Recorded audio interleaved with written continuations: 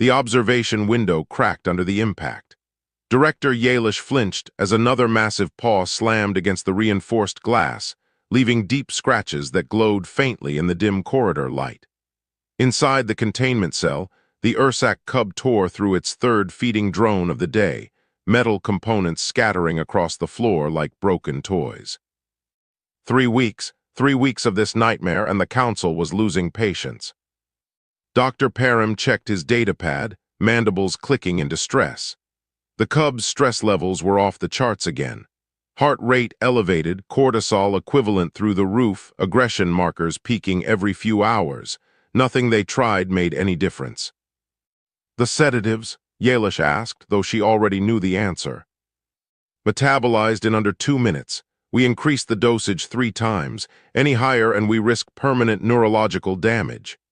Parham's 4 eyes blinked in sequence, a sign of deep concern among his species. Director, I don't think we can keep this creature alive much longer. Not like this. The Ursac cub roared, a sound that vibrated through the walls and made several nearby species cover their auditory organs.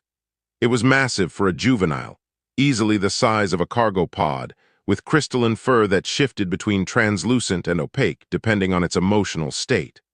Right now, those crystals were locked in a dark, angry pattern that spoke of pure terror. Yalish had seen the footage from Torin 9. The poachers had killed the mother, tried to take the cub for the illegal exotic market. Conservation patrols intercepted the shipment and brought the orphan here to Helios 7, the premier xenobiological research station in this sector. They thought they could help. They thought wrong. "Show me the damage report again," she said quietly. Parham pulled up the files. Containment Cell 1 destroyed. The Ursac had bent bars made from the same alloy used in warship hulls. Containment Cell 2, energy barriers bypassed somehow, possibly by the creature's crystalline biology creating interference patterns. Containment Cell 3, current location reinforced with every safety measure the station possessed, and still the cub was systematically destroying everything inside. 4 staff members injured. Not seriously, thankfully, but enough to make everyone nervous. The automated systems kept personnel at a safe distance, but even drones couldn't get close. Enough to provide proper care. The cub attacked anything that moved, anything that made sound, anything that existed in its space. "It's afraid," Yalish said. "It's dangerous," Parham countered. "I sympathize with the creature's trauma, truly, but we're a research station not equipped for this level of aggression. The council is right to be concerned." Yalish watched the cub through the window. It had stopped destroying things for a moment, standing in the center of the ruined cell with its head lowered. The crystalline fur rippled with colors she'd never seen before, deep purples and blues that reminded her of bruises. The creature was suffering. Anyone could see that. 48 hours, she said. That's what they gave us. And then, euthanization protocols. Parham's mandibles drooped. He was a xenobiologist, dedicated to preserving life, understanding it. The thought of destroying such a rare specimen purely because they couldn't figure out how to care for it properly went against everything he believed in. But what choice did they have? The Ursac cub suddenly lunged at the wall, slamming its body against the barrier with enough force to trigger emergency alerts throughout the section. Yalish's communicator lit up with concerned messages from other departments. This was becoming a station-wide problem. "There has to be something we haven't tried," she insisted. Parham scrolled through his notes. They'd consulted with experts from 17 different species. Behavioral specialists, combat trainers, even a few who worked with dangerous predators on their homeworlds. Nothing worked. The consensus was simple and brutal. Some creatures were too traumatized, too wild, too dangerous to save. What about the humans? Yalish turned to look at her colleague. Humans? There's a human consultant orbiting the 4th moon. Wildlife specialist, I believe, came in with the merchant fleet last week. Parham checked his database. Daniel Reeves, former occupation listed as park ranger on Earth. Earth? Yalish felt a chill. Earth was a Category 7 death world, possibly Category 8 depending on which metrics you used. Humans had evolved in conditions that would kill most species within hours. They were known for being tough, adaptable, and frankly a bit insane by galactic standards. But this wasn't a job for toughness. This was a traumatized child, even if that child happened to be an apex predator. What could a human possibly do that we haven't already tried? She asked. Param shrugged, a gesture he'd learned from human crew members. Nothing, probably, but we're out of options and out of time. The worst he can do is fail like everyone else. Yalish looked back at the Ursak cub. It had curled up in the corner now, making itself as small as possible despite its bulk. The aggressive displays were exhausting it, she realized. This wasn't a monster. This was a scared, grieving child lashing out at a world that had taken everything from it. Send the message, she said. Offer standard consultation rates plus hazard pay. Tell him we need someone who understands dangerous animals. And if he can't help? Yalish didn't answer. They both knew what happened if this didn't work. In 48 hours, the council would send the order, and she would have to watch as they put down a creature that had already lost everything. The thought made her feel sick. The Ursak cub roared again, but this time it sounded different. Less angry, more desperate, like it was calling for someone who would never answer. Param sent the message. Now they could only wait and hope that a human from Earth's frozen wilderness could succeed where the entire galactic community had failed. Daniel Reeves stepped off the shuttle looking exactly like what Yalish expected from a Deathworlder. Solid build, weathered face, and eyes that seemed to take in everything at once. He carried a single worn backpack and moved with the easy confidence of someone who'd spent more time in wilderness than in cities.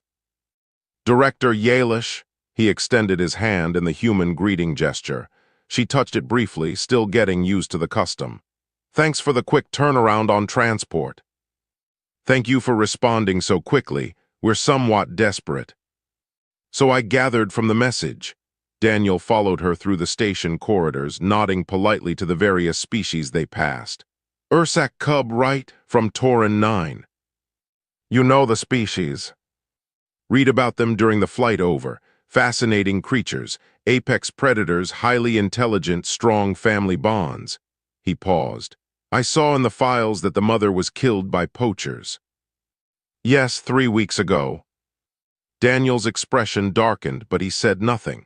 They reached the observation deck where Dr. Param was waiting with several other staff members. Through the window, the Ursak cub was destroying what remained of a storage container, crystalline fur flashing with angry reds. That's him? Daniel asked quietly. Correct, we've designated the specimen as male based on biological markers. Param stepped forward, offering his version of a greeting. I'm Dr. Param, head of xenobiology. I must admit, I'm skeptical that anyone can help at this point, but Director Yalish insisted we try every option. Show me what you've attempted so far. For the next hour, they walked Daniel through everything. The footage was brutal to watch. Containment cells destroyed one after another.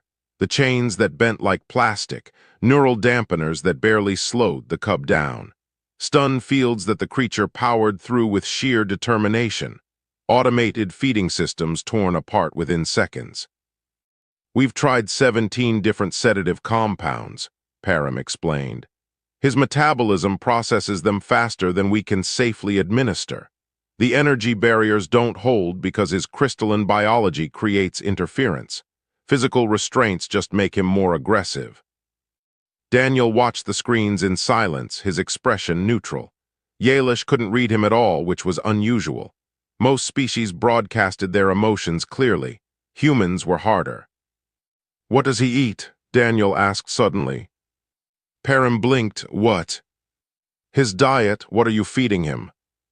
Standard protein synthesis appropriate for carnivorous species from Category 6 worlds.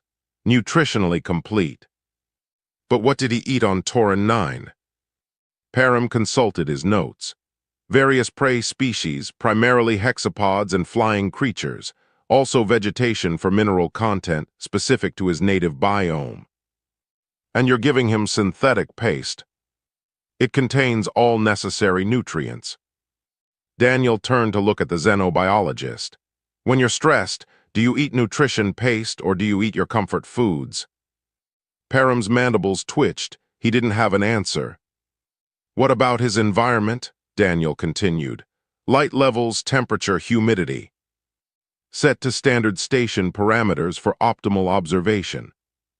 Not for optimal comfort. Yalish watched this exchange with growing interest. The human wasn't criticizing exactly, but his questions were revealing gaps in their approach that suddenly seemed obvious. Has anyone tried sitting with him? Daniel asked. The room went silent. Several staff members exchanged glances.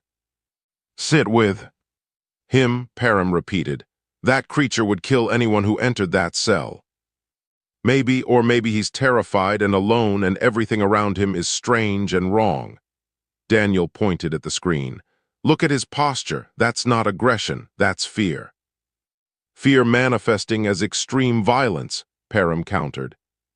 Sure, because from his perspective, he's been kidnapped twice. First by the poachers who killed his mother, then by us. We've put him in boxes, shot him with drugs, sent machines to poke at him. Has anyone tried just being present? No demands, no procedures, just existing in his space.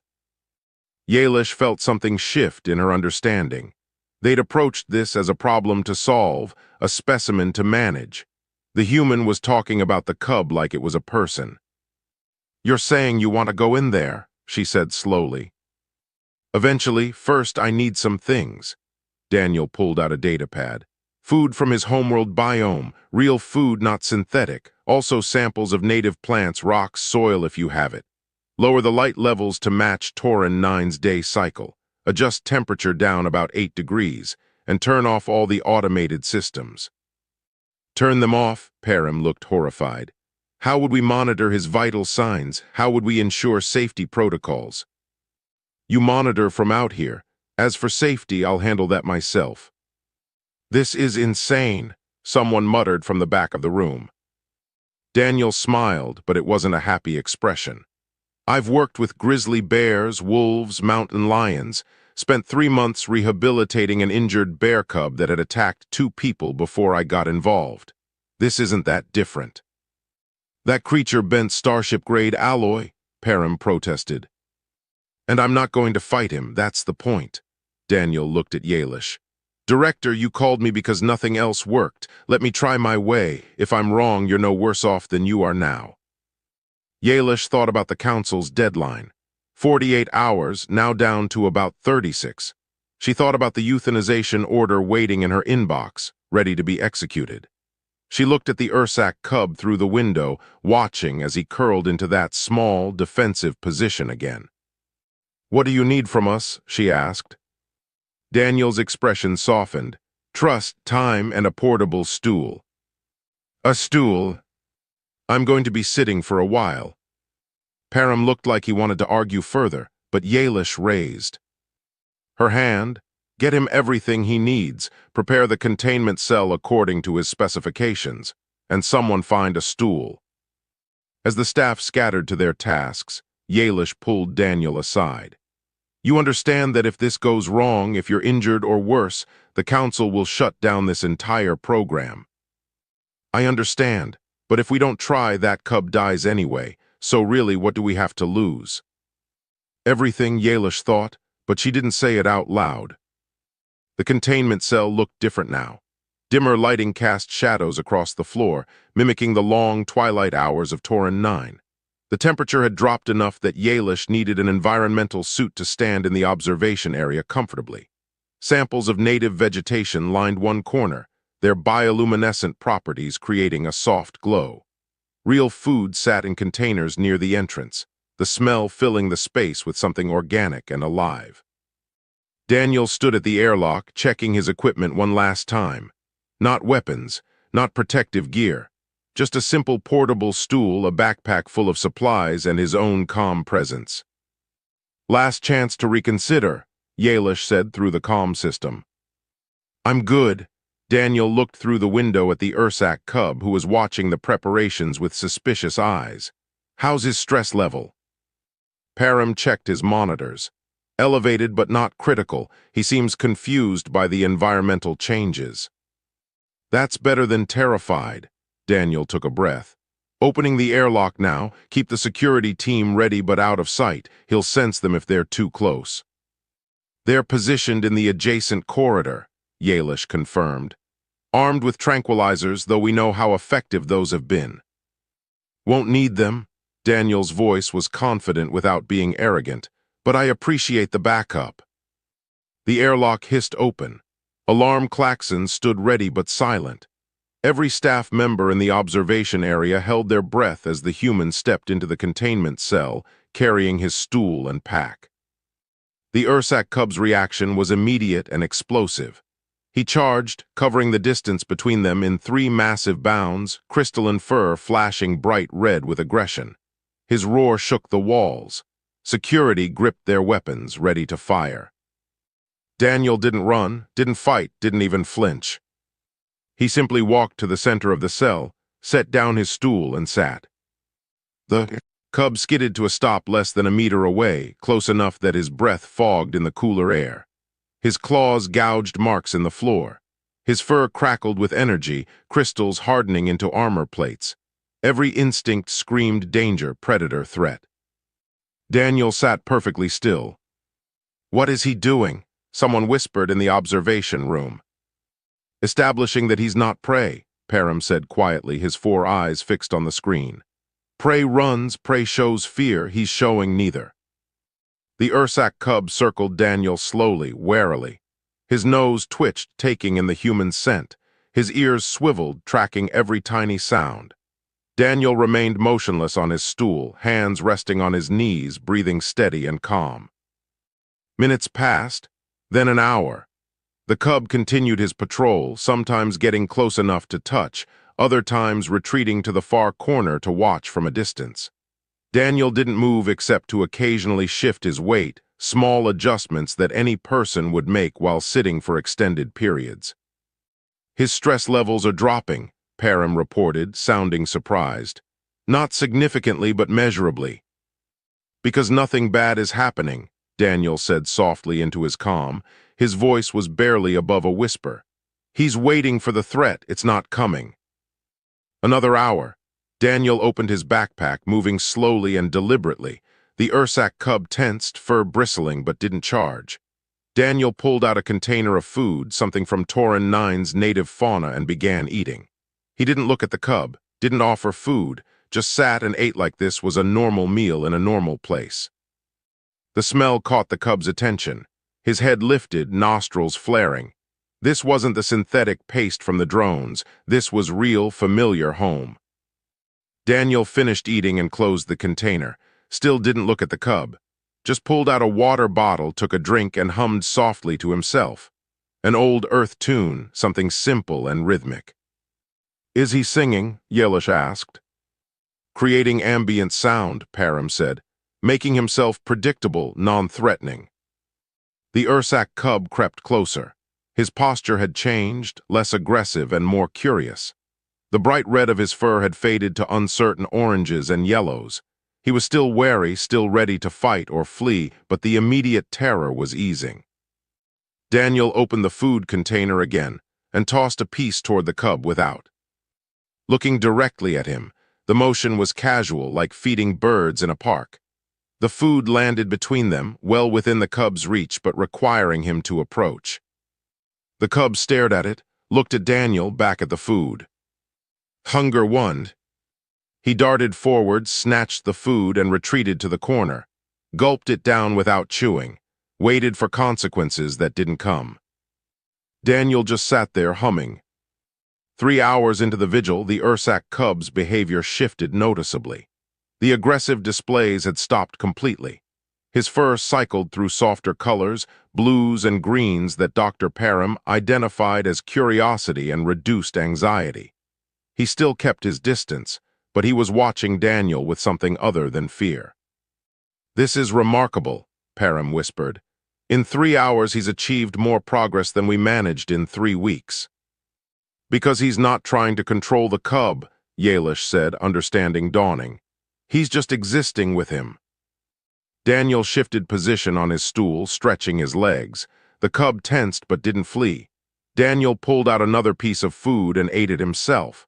Then, without fanfare, he tossed another piece toward the cub. Closer this time. The cub approached more confidently, took the food. This time he didn't retreat all the way to the corner. He stayed in the middle distance, chewing slowly, eyes never leaving the human. "Talk to me about his body language," Daniel said quietly to Param. "Ears are forward but relaxed. Tail is neutral position. Crystalline fur is showing green and blue wavelengths, which in our limited observation period indicates reduced stress. His breathing has slowed to near normal rates." "Good." Daniel stood slowly, picked up his stool and moved it slightly to the left. Sat back down. The cub watched but didn't panic. "He needs to learn I'm predictable, that my movements aren't threats." Evening shift changed to night shift in the observation room, but nobody left. They watched as Daniel simply sat with the Ursac cub, occasionally eating, occasionally moving, occasionally humming those strange earth melodies. And slowly, incrementally, the space between them decreased. By the 8th hour, the cub was lying down, not in the defensive corner, but in the open where he could watch Daniel easily. His eyes were half closed, exhausted from weeks of constant vigilance. But he wasn't sleeping, not yet. Trust had to be earned, and 8 hours wasn't enough to overcome 3 weeks of trauma. Daniel noticed the change. "That's progress," he murmured. "He's letting himself relax just a bit." "Should you exit for the night?" Yalish asked. "You've been in there for hours." "Not yet. This is the critical window. He's starting to accept my presence. If I leave now, we reset the progress." Daniel pulled a ration bar from his pack. "I'm good for a while longer." The cub's ears twitched at the sound of Daniel's voice through the comm. He lifted his head slightly, watching as the human ate. Then, in a gesture that made everyone in the observation room gasp, the Ursac cub stood, walked toward the pile of destroyed drone parts, picked one up in his massive jaws, and carried it toward Daniel. He dropped it halfway between them and backed away, watching. "What does that mean?" Yalish asked. Daniel smiled for the first time since entering the cell. "It means he just offered me a gift. He's initiating social contact." The first crack in the wall had appeared. Day 2 began with Daniel still in the containment cell. He'd slept there, curled up near the wall with his jacket as a pillow, while the Ursac cub watched from across the space. Yalish had wanted to pull him out during the night, but Param convinced her otherwise. The progress was too significant to interrupt. When Daniel woke, stretching stiff muscles and yawning, the cub mimicked the gesture. A huge yawn that showed rows of crystalline teeth, followed by a full-body stretch that made his fur ripple with morning colors, soft golds and pale blues. "Morning," Daniel said casually, like greeting a roommate. He pulled out breakfast from his pack, same routine as yesterday. Ate slowly, didn't make direct eye contact, maintained that calm presence that seemed to fill the space without demanding anything. The cub watched, then approached the food containers Daniel had positioned in the corner. Real Tauran 9 fauna, carefully preserved. The cub ate hungrily, stealing glances at the human every few seconds, checking for threats that never materialized. "His stress hormones are at the lowest levels we've recorded," Param reported. "Still elevated compared to baseline for the species, but dramatically improved." Daniel finished eating and did something new. He picked up the drone part the cub had gifted him yesterday and examined it with exaggerated interest. Turned it over in his hands, nodded appreciatively, then set it carefully beside his stool like a treasured object. The cub's ears perked forward. His tail, which had been neutral, lifted slightly. The gift had been acknowledged. "He's validating the cub's attempt at communication," Yalish observed. "Exactly." Daniel pulled several items from his pack, durable materials, things that could withstand abuse. He placed them on the floor between himself and the cub, then retreated to his stool. "Let's see if he's interested." The cub approached cautiously, sniffed the items, batted one with his paw, watching it skitter across the floor. The crystalline fur brightened with yellows and oranges, not fear, Param noted, curiosity, interest. The cub picked up a reinforced ball in his jaws, tested its durability with his teeth, then dropped it and looked at Daniel. Daniel picked up another ball and rolled it gently toward the cub. It stopped at his feet.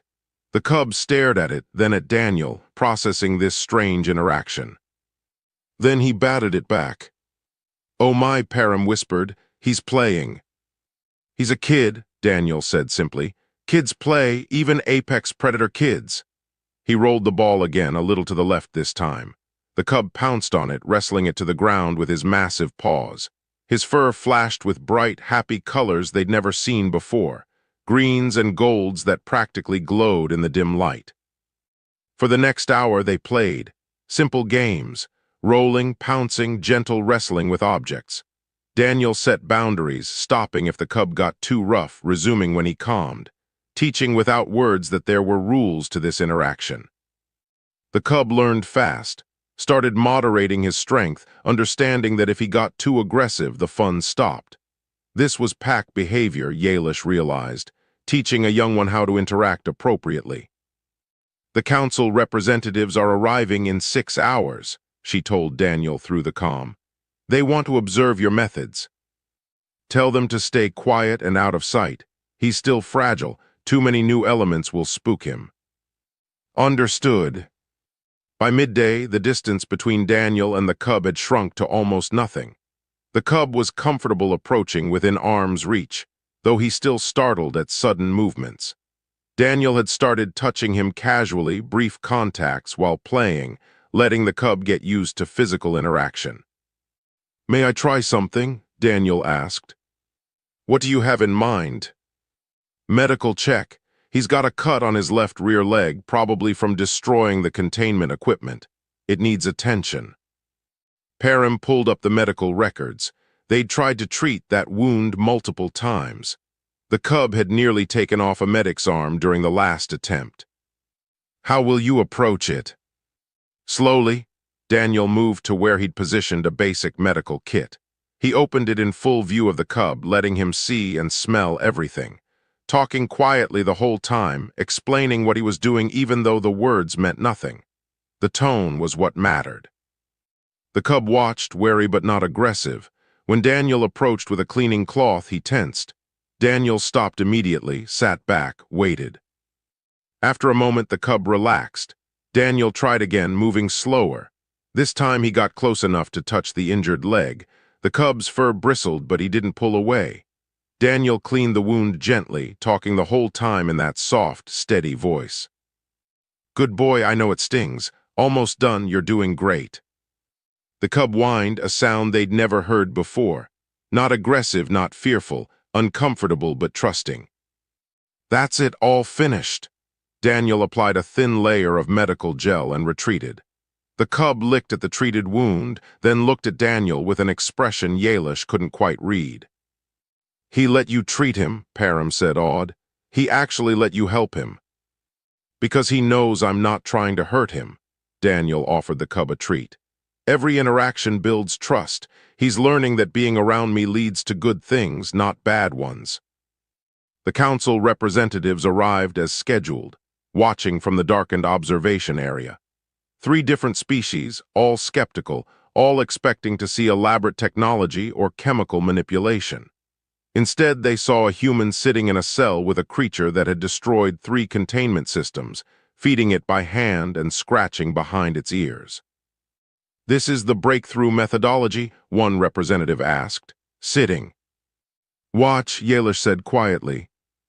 As they observed, Daniel stood and walked toward the corner where the native plants were growing.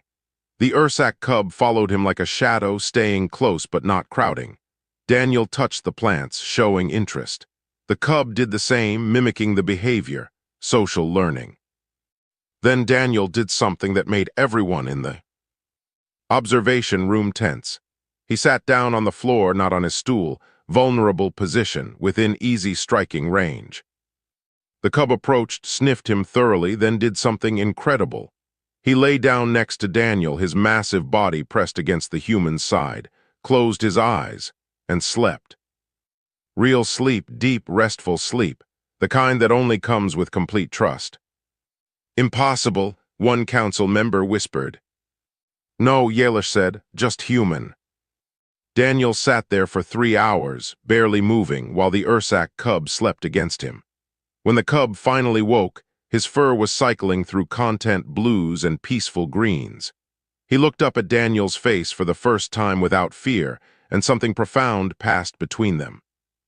Recognition, bond, family. I believe we can cancel the euthanization order, Param said, his voice thick with emotion.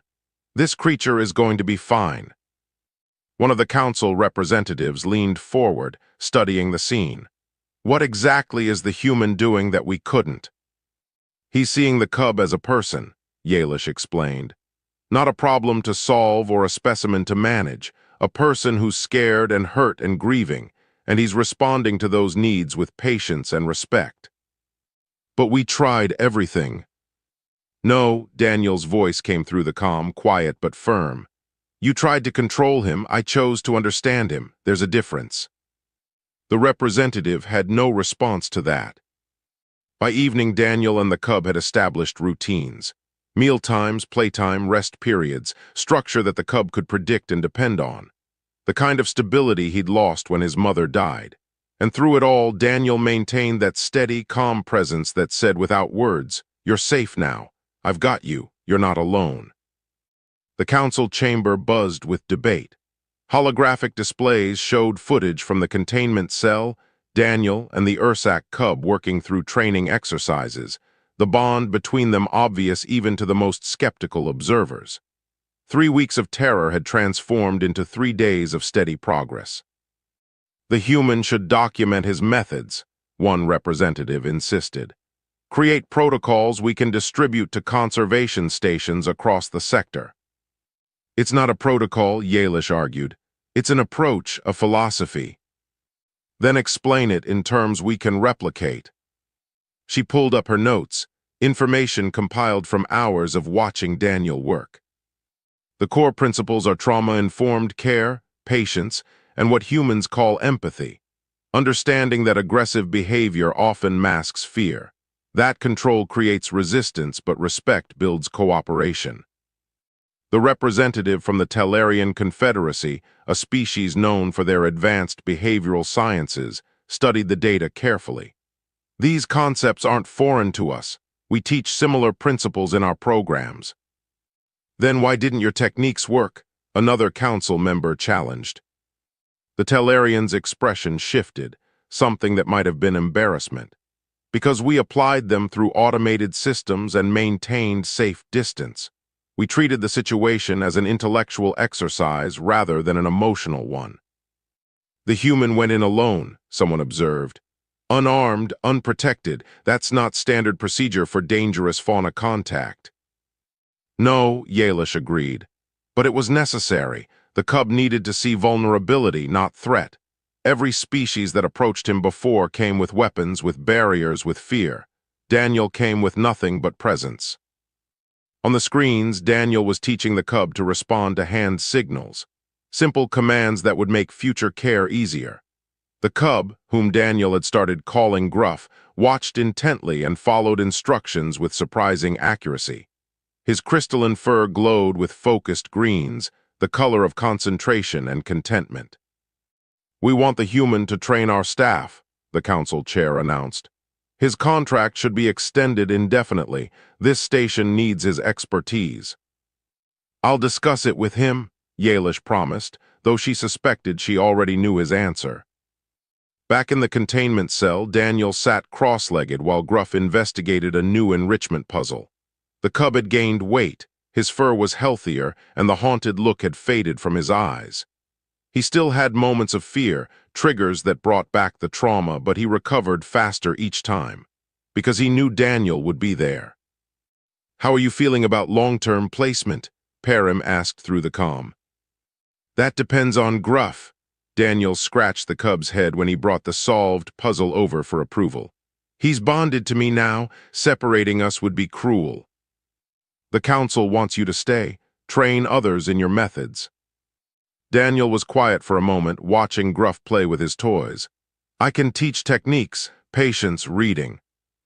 Body language, building trust. But I can't teach people to care. That's something they have to choose. Many of our staff do care. They were devastated when they couldn't help him. I know, they tried everything they knew. That's not a failure, it's just different knowledge. Daniel stood, and Gruff immediately moved to stay close. Earth animals taught us lessons that other worlds didn't have to learn. We survived by understanding pack dynamics, by forming bonds with creatures that could kill us. Dogs, horses, even birds of prey. We learned to speak their languages. So you're saying humans have an advantage in this area? Not an advantage, just different experience. Daniel pulled out training treats. Every species brings something unique to the galactic community. This happens to be one of ours. Over the following weeks, Daniel began working with station staff. Small groups, carefully selected, learning to observe and interpret animal behavior. He brought them into the cell one at a time, teaching Gruff that other beings could be trusted too. The first was a young intern named Rissa, nervous and excited in equal measure.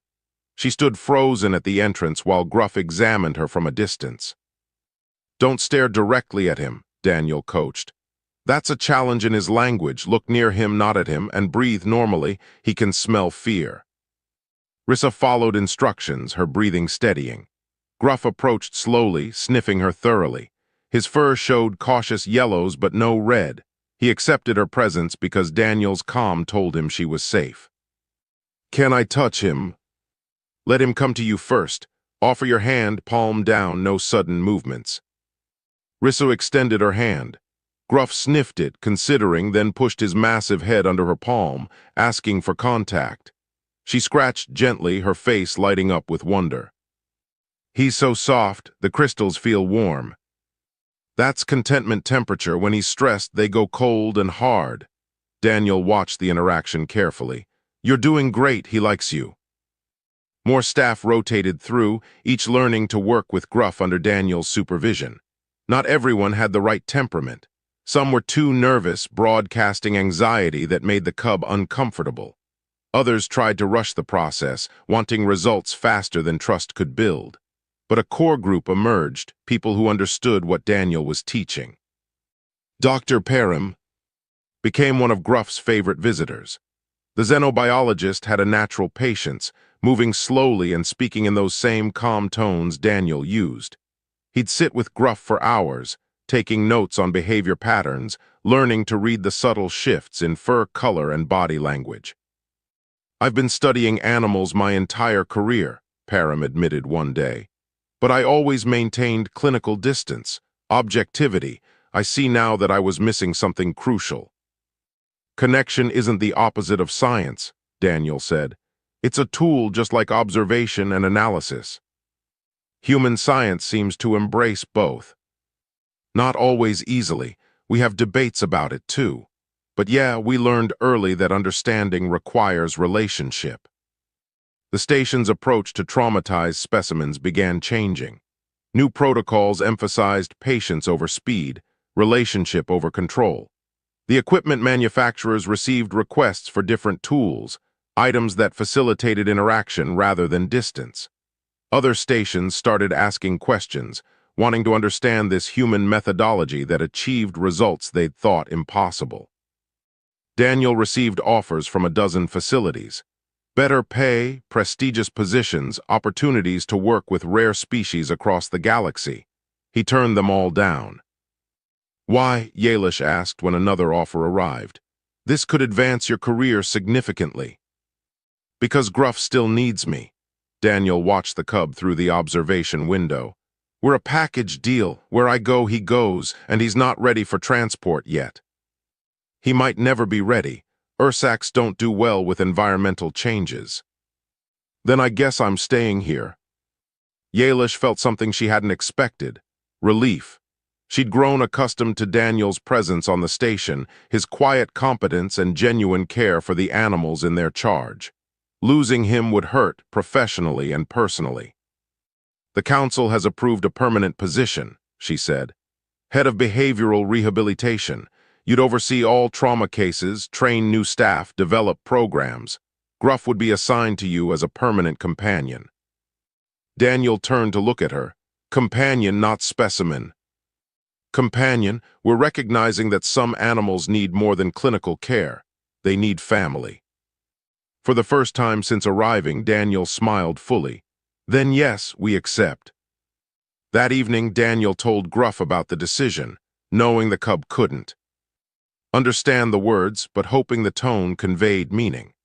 Gruff responded by bringing every toy he owned and piling them at Daniel's feet, his version of a celebration. We're staying, buddy. This is home now. Gruff's fur blazed with happy golds and greens, brighter than they'd ever seen. He tackled Daniel in a playful pounce, gentle despite his size, and they wrestled on the floor of the cell that had once been a prison but was now just a room where family lived. In the observation area, staff members watched and smiled. 3 weeks ago, they'd prepared to end a life. Now they were watching it truly begin. 6 months changed everything. Helios 7 had become the premier rehabilitation center in the sector, stations sending their most difficult cases with requests for the human methods. Daniel's staff had grown to 15 specialists, each trained in trauma-informed care, each working with their own challenging specimens. But the real transformation was Gruff. The terrified cub who destroyed 3 containment cells was now an adolescent who spent his days helping socialize other traumatized animals. His gentle presence calmed new arrivals, showing them through example that this place was safe. He's become a therapy animal, Param observed, watching Gruff carefully approach a newly rescued creature from the outer colonies. I never thought I'd see an apex predator in that role. All predators are capable of gentleness, Daniel said. They just need reason to show it. The rescued creature, a small feline species that had been abused by smugglers, hissed and cowered in the corner. Gruff lay down several meters away, making himself non-threatening despite his size.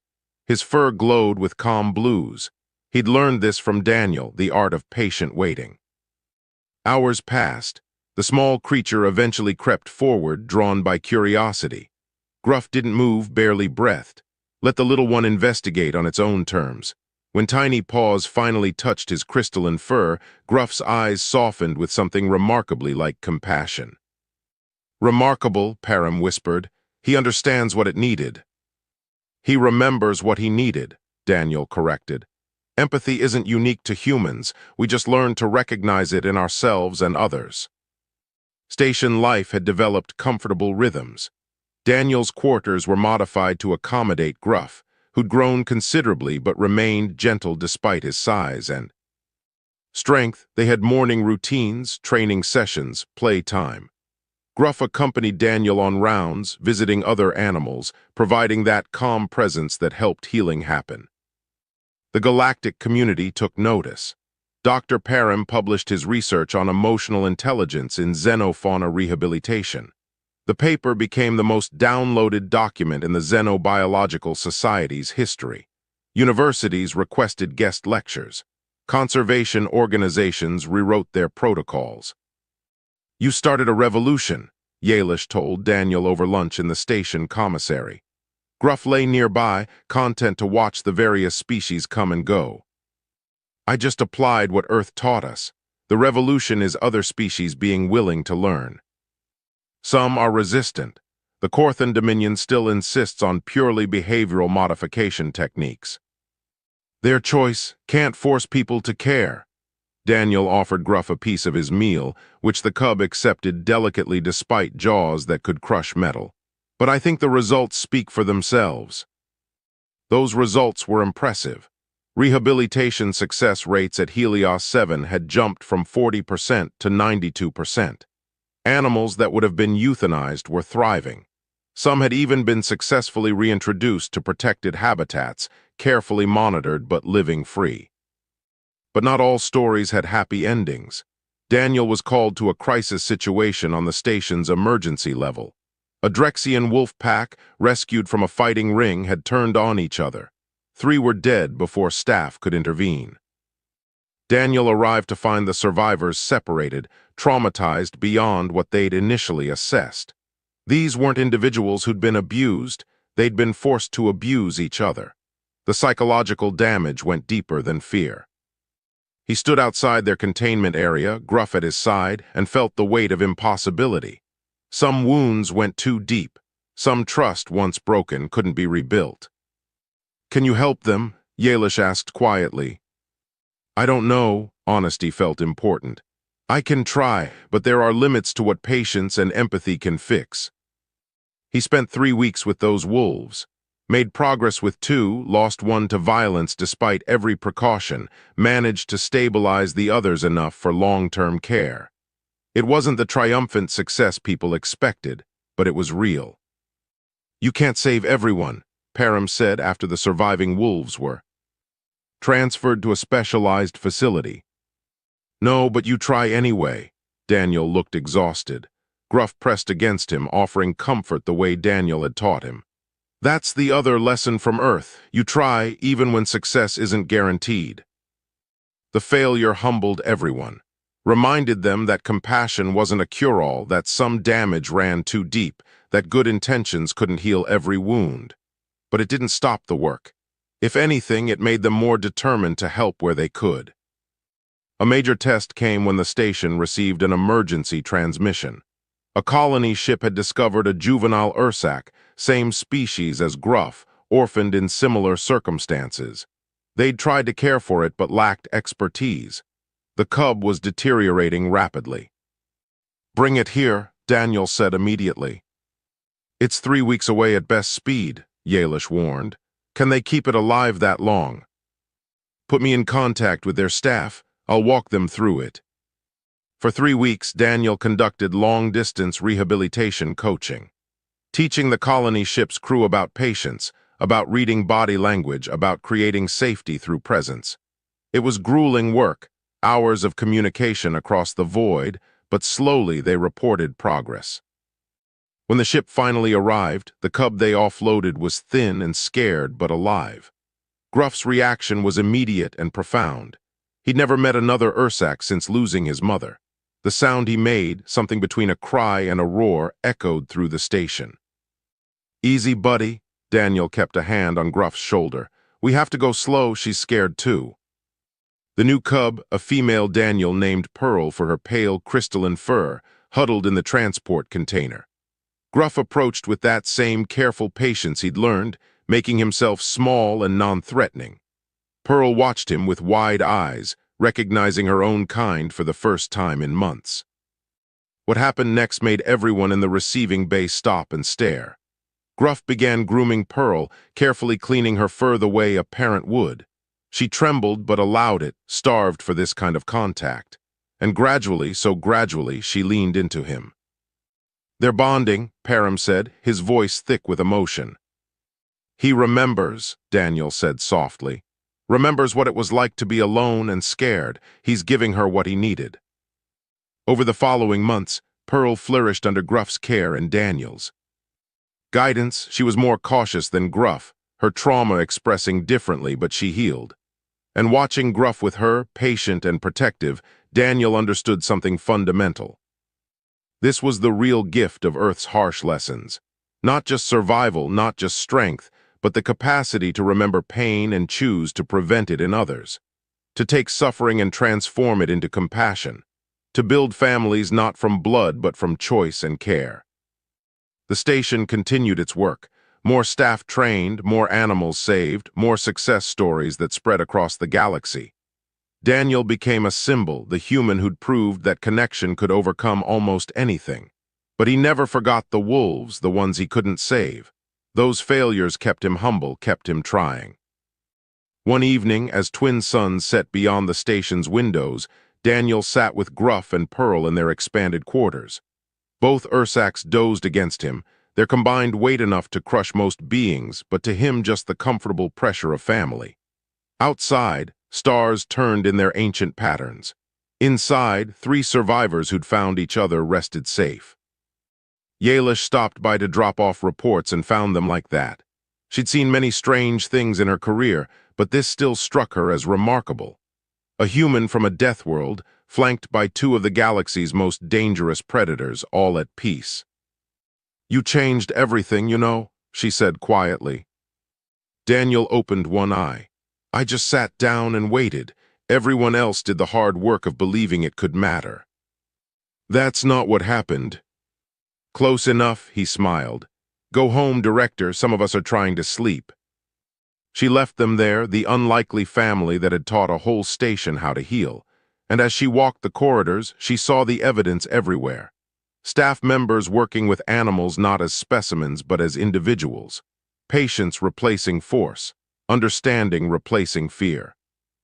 One human, one idea, one desperate moment of choosing connection over control. That's all it took to start a revolution. Gruff stirred, making a contented sound in his sleep. Pearl echoed it, her crystalline fur glowing soft and warm. And Daniel, the man who'd walked into an impossible situation with nothing but a stool and patience, closed his eyes and dreamed of Earth's wild places where people learned to speak the language of animals who could kill them but chose instead to trust. The story wasn't over. It never really was. Every day brought new challenges, new animals who needed help, new staff learning the delicate art of healing trauma. But the foundation was solid now, built not on chains or tranquilizers, but on something far stronger. The simple